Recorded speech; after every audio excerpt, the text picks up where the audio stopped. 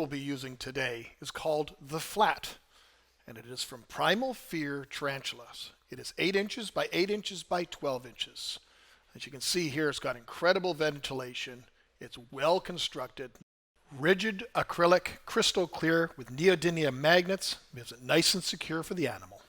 All right, for this enclosure, I still want to add a little touch of my own personal whimsy, but I want to try and recreate an environment that would be more natural to this species.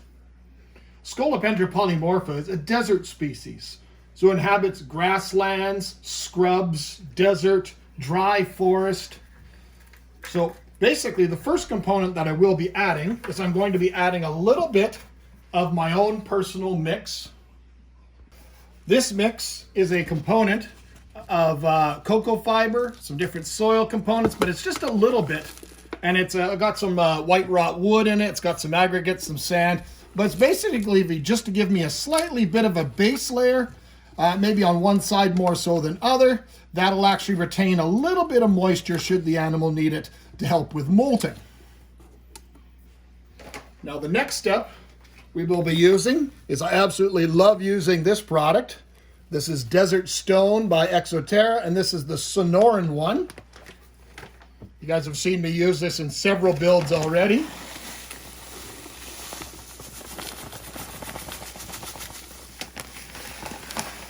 I love this substrate for all the varying different sizes of the aggregates within it. It gives it a much more natural appearance. Now we can go ahead and add some more down the road should we need. I have a nice weather-worn piece of wood.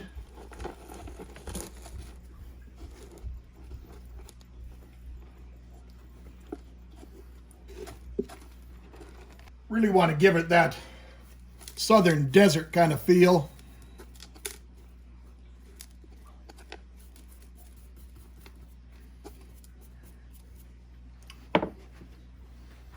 Got some nice little gnarled little pieces of little cuttings of spider wood. You know, they look like they kind of belong in there. They kind of fit the part. Still keeping with that kind of directional kind of flow. As they come from kind of a desert scrubland type habitat, I got some other kind of ideas here. Let's see if we can, it's the perfect time of year now being fall.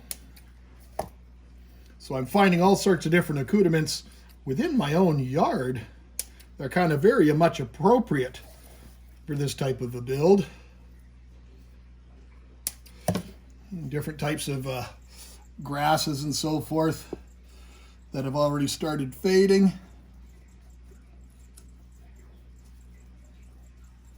Not sure what that looks like to you guys, but I think it looks pretty cool from above so far. And the nice thing is that the animal will be able to move these things around as they see fit, dig them up. So, could very well change in short order. You guys have seen me use different types of products like this from my yard in several different other builds that I've done, mainly some of the different tarantula enclosures, even one that's directly behind us there that's been in the screen for the brachypelma. But I think that gives a little bit more definition. I think I'm going to fill that in a little bit more. More just to maybe kind of thicken it up a little bit.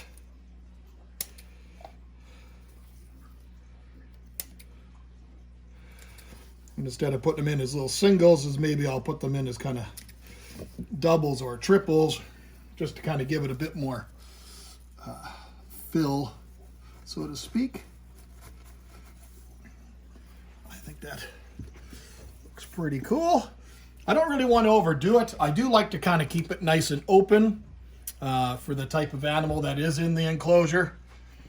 I want it to have a lot of open space to experience. But I think that looks pretty cool. Now, the one thing that I also do have, and I got to give credit to my wife for this, is she found this, and I think this will look pretty cool in this type of habitat. And I'm not certain what the animal is, but we're going to put that in there Maybe they'll use it as a hide. I don't know. Well, it's lost one of its teeth.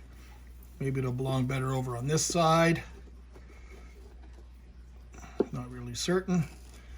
Pretty serious looking tooth.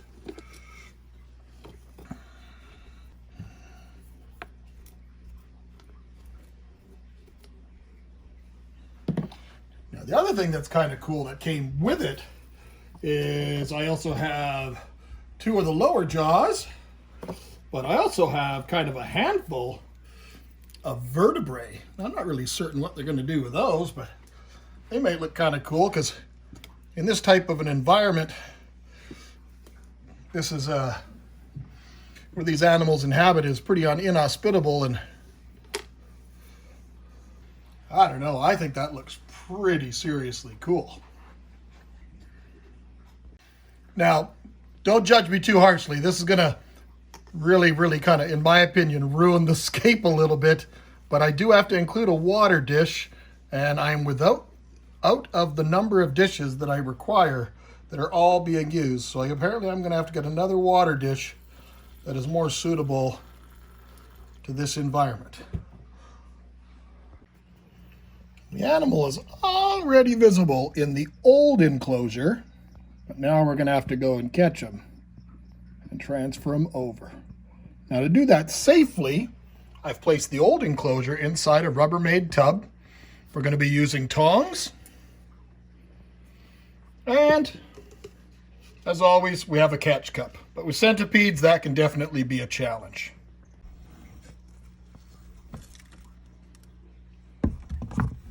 And there's the beauty right there. So we've gone and put the lid at kind of 3/4, but as you can see, it slides very fluid, nice and easy. She's not going to like this when I go to pick her up. She's going to get defensive right away. But very gently move her over. And now she is in her new home. Let's see if we can get a closer look while she explores. She's going to dig, go directly underneath that piece of wood, as I kind of expected. She's out and about exploring a little bit now.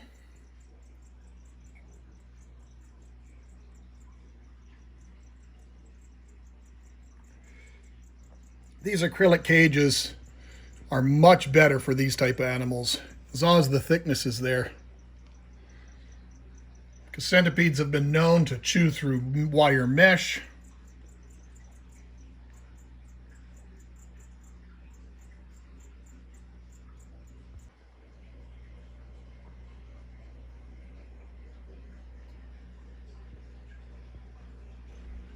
Now I think we're just going to let her settle in and find her place. So, hopefully you guys enjoyed today's build. I had a lot of fun making it. Showcases the animal a lot better. Meets her needs a lot better. It's a lot drier. So hopefully she enjoys it just as much. Let me know what you think in the comments. Thanks for watching, my friends.